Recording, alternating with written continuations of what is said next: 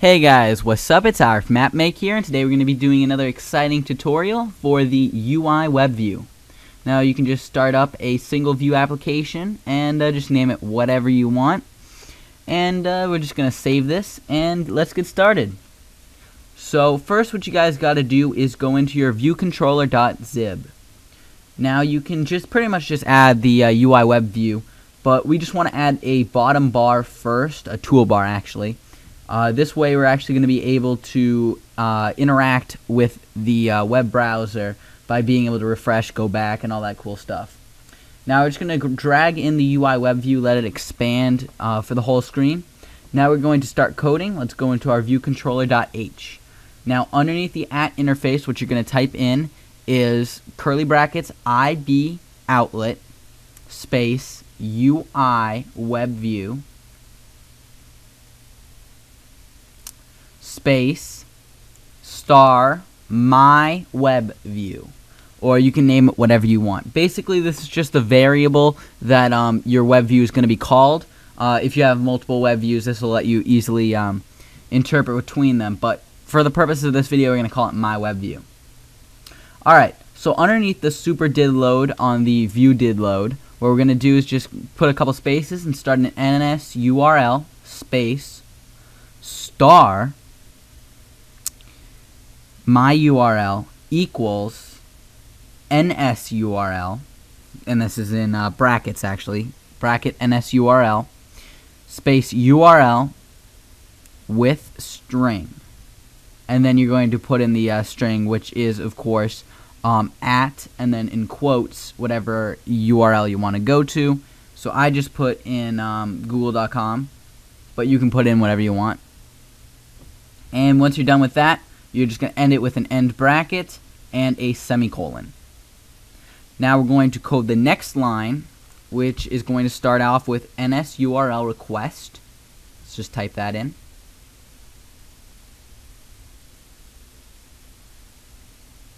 And then you're going to do space star my request.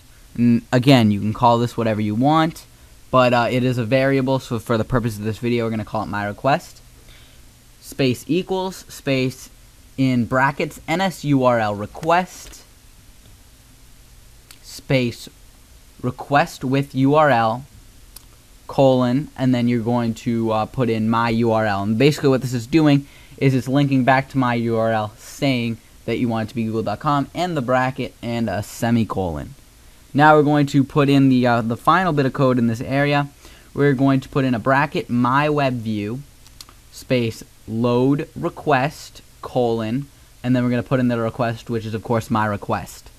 Then we're going to end it with a bracket and a semicolon, and that is the end of this part of our code. So now what we're going to do is go back into the .zib, and we're just going to connect all this. So now control click on files owner, go under outlets, bring my web view, and drag it over to the UIWebView. This will basically connect the my web view with the UIWebView, so the program actually knows what you're talking about when you're talking about the my web view.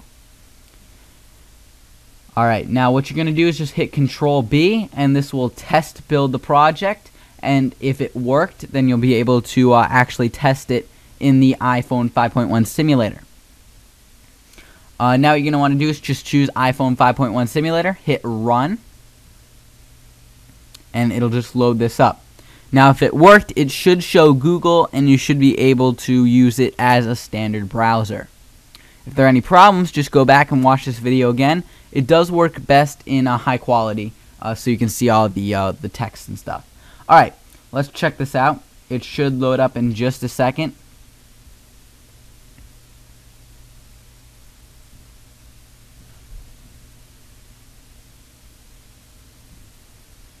Alright, here it is. Now it will take a second to load, but once it's loaded, it is Google. You can type into the search bar. It's fully user interactive, so it's pretty much just piping Google into your application. It works really well and fluently, and it looks good too.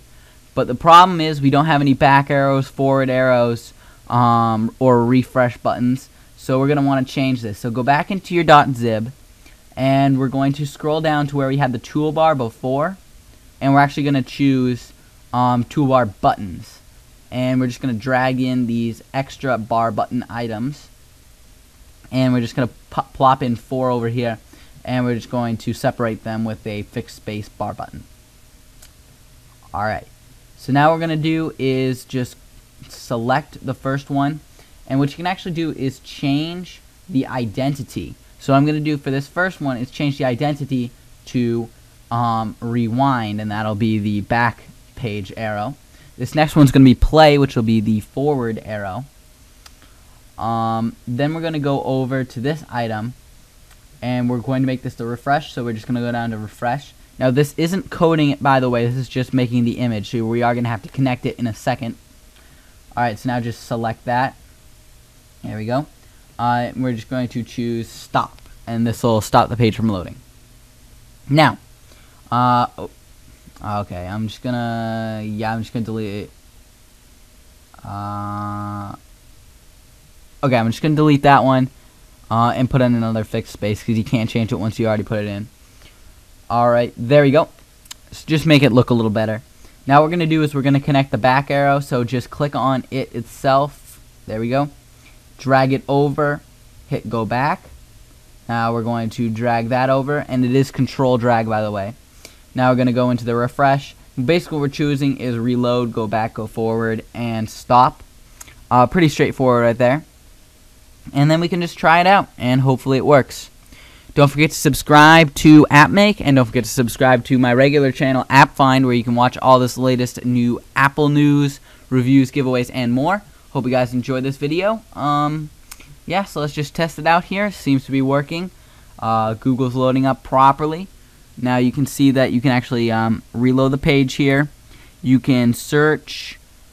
Once you search, you can actually hit the back arrow. So let's try this. Alright, back arrow, and then forward arrow, and refresh again. And stop's not really going to do much right now, but if it wasn't loading as well, stop would do some stuff. So yeah, there you go. Hope you guys enjoyed this video. See you guys later. Bye.